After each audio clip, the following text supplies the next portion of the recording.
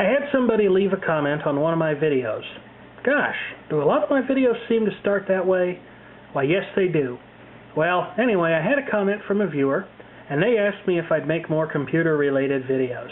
And I'm pleased to say that this is one of them, and there'll be another one right after this if everything goes the way I've got it planned.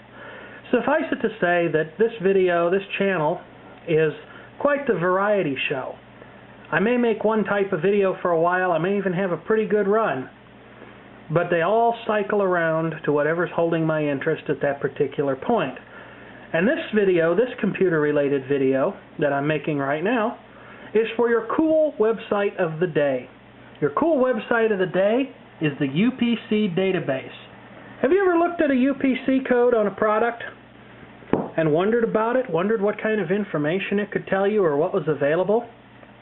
Well, this site, if you punch barcode numbers into it, UPC codes, if you punch those in, and if the item is on file on this site, which is variable because this site is staffed by random submitters, including myself. I've put a number of products in here. Anyway, you can get whatever information they have on file about a given product based on its UPC code.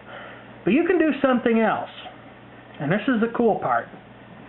If you're like me, and you're about my age, about 27 as of this video's being made, then you're familiar with the advent of barcode technology and its wide-ranging use in stores and other places. It actually predates me by a few years, maybe even a few more than a few years, but you get the idea.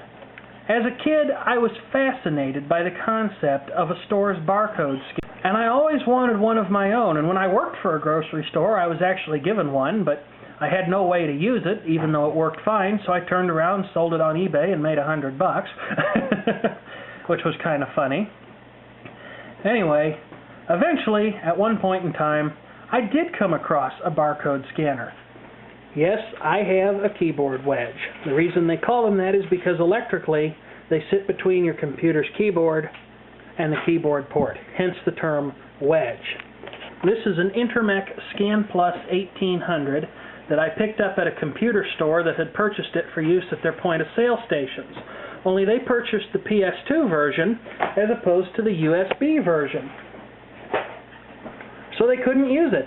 It languished on their discount rack for months and months and months. I couldn't believe that no one wanted it, and finally I succumbed to temptation. I bought the keyboard wedge. Here it is.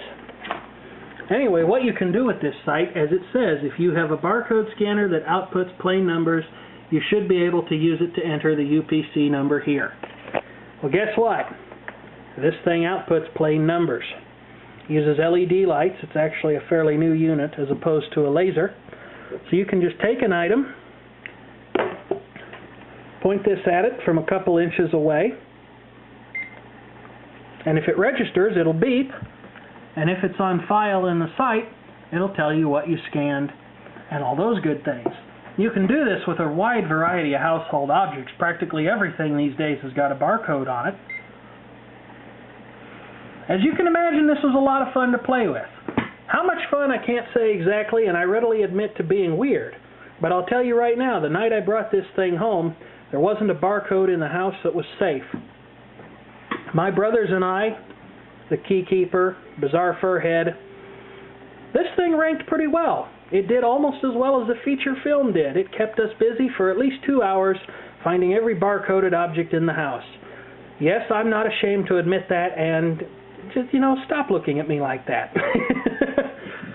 Anyway, if you should scan an item whose barcode is not on file, as some sometimes are not, it'll tell you that, and it'll give you the opportunity to enter the barcode yourself if you have information about that product. This site does have guidelines, so if you use it for this purpose, keep in mind that you should follow those guidelines and read about them and comply with them, because it's a nice resource, and it would be even nicer if people won't ruin it for everybody, as unfortunately some are inclined to do. Anyway, that's your cool website for the day. I thought it was worth talking about, and hopefully you'll enjoy visiting it as much as I have.